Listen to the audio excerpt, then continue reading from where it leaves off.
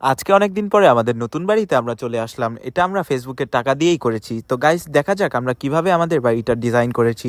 তো আমার বোন, তো আশা করি সবাই ভালো আছো। তো গাইস দেখতেই পাচ্ছ বাড়িটার ডিজাইন, তো ভিতর দিয়ে দেখতে পাচ্ছ এটা রান্নাঘর।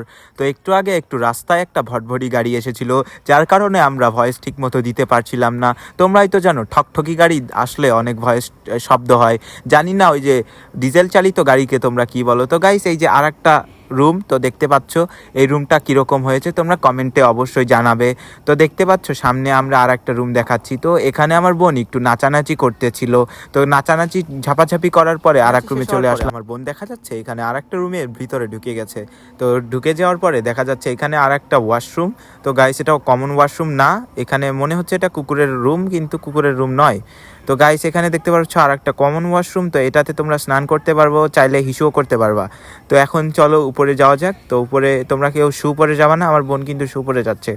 এটা পড়লে আবার তোমরা স্লিপ করে পড়েও যেতে পারো। আমরা চাই না তোমরা পড়ে যাও। তো এখানেও কিছু বড় লোক সাপুরা এসে বলবে যে তোমাদের বাড়ি কি করছো, এটা ডিজাইন হয় নাই।